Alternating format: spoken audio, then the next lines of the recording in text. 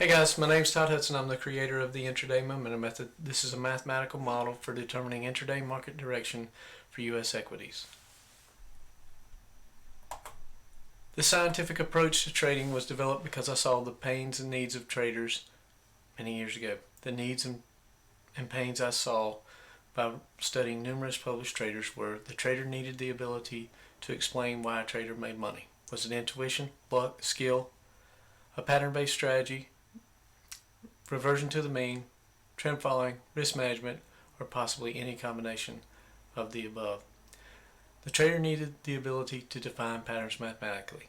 The trader needed the ability to calculate risk and base that risk on the probability of a successful trade.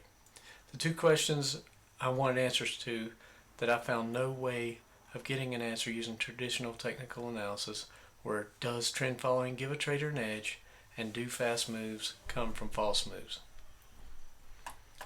The next three stocks I'm going to go over are patterns that occurred on Friday, August the 7th.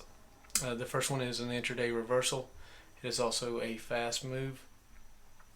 As you can see, Applied Materials reached the ML1 level up in the first 15 minutes of trading, and the ML level 2 in the first 30 minutes of trading. It then proceeded to trend down, and it reached the MS level 1 right around 130.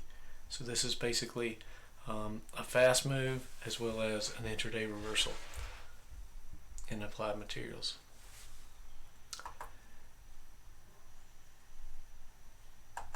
Amazon reached the MS1 level down right around noon. It then pulled back a little bit and then continued lower. It reached the MS2 level down right around 2 o'clock, and it closed below the MS1 level and above the MS2 level. I have been working on projecting the high and low of the day. Once I have the calculation that determines what direction the stock is headed in, I think I can come within a reasonable distance of the high or low of the day. This is something that I've been working on and hope to continue working on and make better.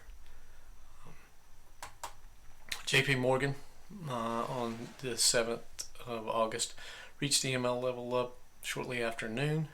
It continued higher the rest of the day, and the projected high it closed above the projected high on that day, and it reached all three levels and closed above the ML3 up.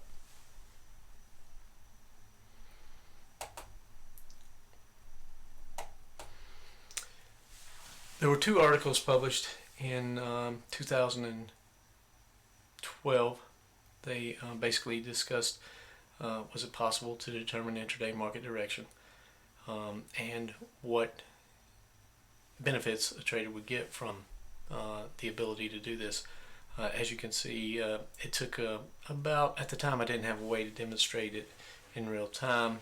It took me a little time to develop a web-based application, and around April 2015 I started keeping track of over 400 stocks in the SP500 on a daily basis, and the results that I'm going to share with you are the results from that time period, April 1st 2015 until the end of July of this year. I keep track of it every day. As you can see, the market was in much of an uptrend the whole time for the most part, and that probably explains the differences in the ML levels and the MS levels, as you will see shortly.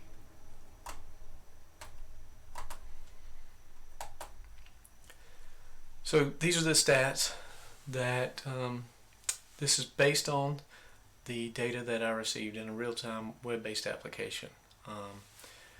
If a stock reached the ML level up, it closed at or above that level 50% of the time. If a stock reached the ML1 level up, it closed at or above the open 81% of the time. If a stock reached the MS1 level down, it closed at or below that level 47% of the time. And if a stock reached the MS1 level down, it closed at or below the open 79% of the time. The percentage of stocks that were an intraday reversal in total was 14%. 14% of the time a stock reached both the ML1 level up and the MS1 level down.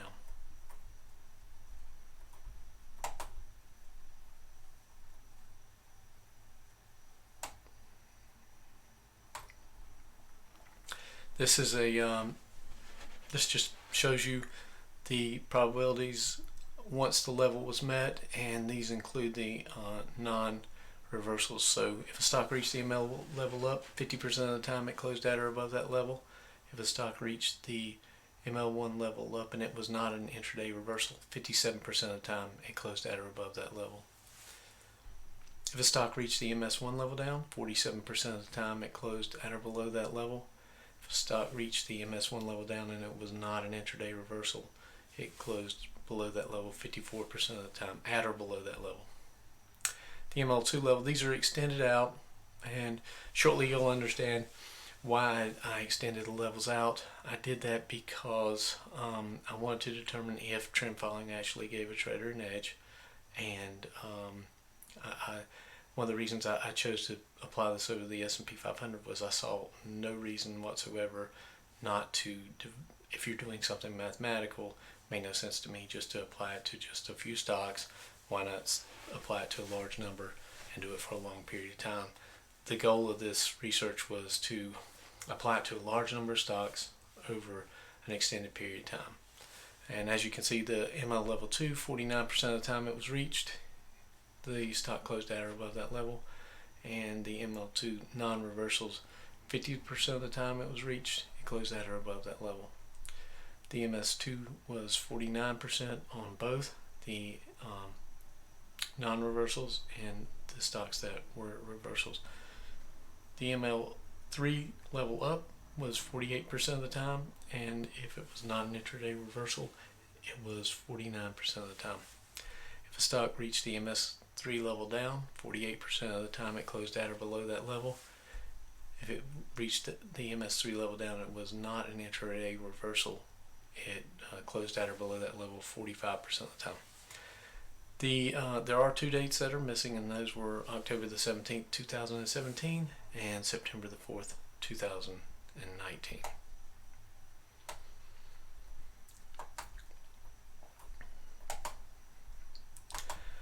I wanted to figure out how significant the levels were in terms of, did I accurately figure out a way to possibly determine what the range might be during a given day.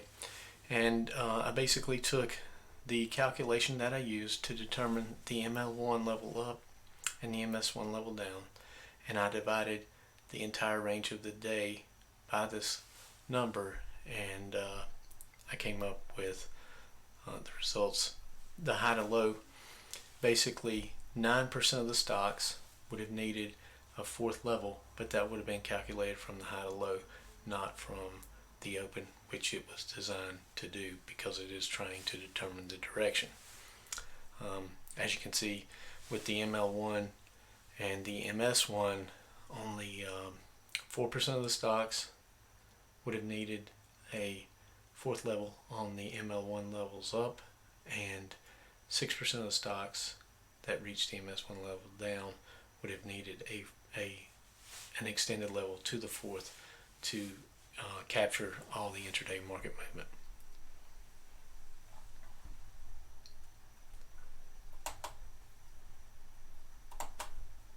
Does trend following give a trader an edge? This is something I have obviously wanted to know the answer to. I'm sure quite a few people also want to know the answer to this question. It's not something that I found a way to answer with traditional technical analysis, so I decided to come up with try to find a solution and determine if trend following would give a trader an edge. What I found was that if the high of the day was just greater than the ML1 level up, instead of the stock closing at or above ML, it closed at or above the ML1 50.1% of the time. If the stock had a low below the MS1 level down, it closed at or below the MS1 level 47.8% of the time. So just an increase in price by 1 penny, and the probability of a close above the level or a close below the MS1 level was increased by 0.6%.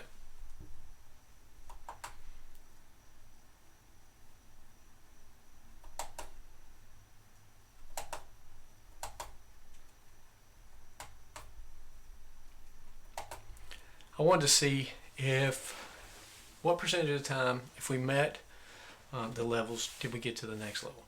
So we have, if we got to the ML1, what percentage of the time did we get to the ML2? If we got to ML2, what percentage of the time did we get to the ML3? Same thing to the downside. So what I found was, if we got to the ML1 level, 37% of the time we reached the ML2 level.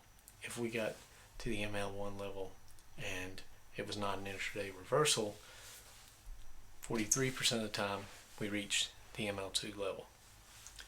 If we got to the ML2 level, 33% of the time we got to the ML3, and if it was not an intraday reversal, 34% of the time that we got to the ML2, we reached the ML3.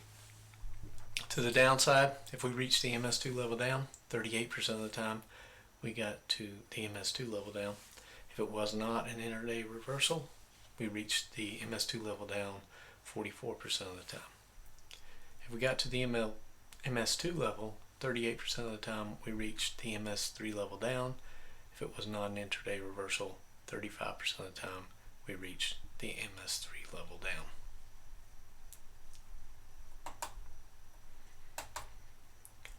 I then decided to determine if we could come up with a calculation that if a stock moved above the ML1 level, could we increase the probabilities of making it to the next level? And what I found was, if I took the price that I used to calculate the ML1 level and multiplied that times 1.33, it increased the probabilities of making it to the next level. If a stock reached the ML1 level up and it increased to a new level which would be created above the ML1 level by 1/3 of the distance between the open and the ML1, the probability that we got to the ML2 increased to 51%. And the same with the ML2 non-reversal, it increased to 54%. If a stock reached the MS1 level down and then went 33% lower than the distance from the open to the MS1, it increased the probability that we got to the next level 52%.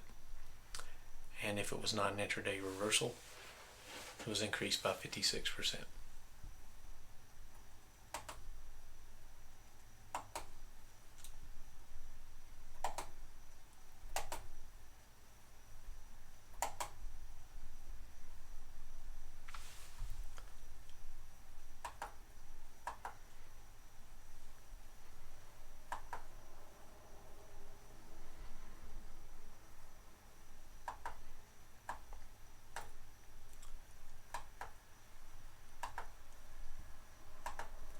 This is the spreadsheet that I use to calculate all of the stats.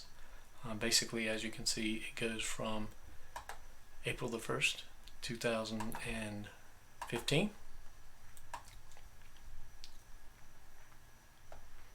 This actually was updated to August the 14th. What I do is I also update a database with this information. I just make my calculations in the spreadsheet. As you can see, these are the ML1, the ML1 non-reversal, MS1 non-reversal, the probability getting to the next level. I keep a lot of stats that I haven't really covered that much on, and those include if we reach the ML1 and it's not an intraday reversal, what percentage of the time do we close above the open? It's considerably greater, and I do the same thing with the MS1 level down. These are the calculations that determine when I divide the distance that I come up with the levels. I divide the high to low, or the high to the open, or the high to low, or open to low by that calculation, and I come up with different numbers.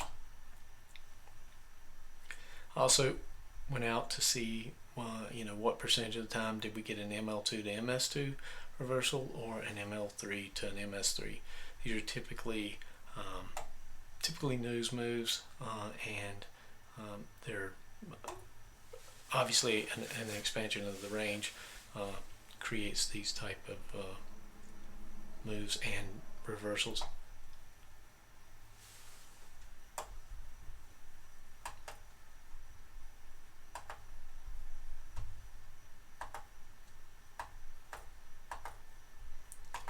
I wanted to figure out, as I just discussed, what percentage of the time the opposing levels were met. The ML1 to MS1, 14% of the time. The ML2 to MS2 is actually less than 1% of the time, and the ML3 to MS3 was even less than that. I also created a new level where 48% of the time a stock that reached the ML1 level actually reached this new level, which was halfway between the open and the ML1.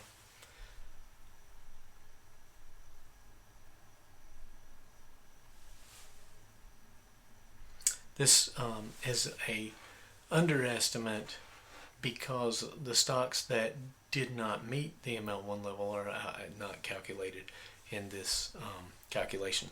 So basically this number is actually a little bit higher. I didn't keep track of stocks that didn't meet the levels because they didn't move far enough during the trading day.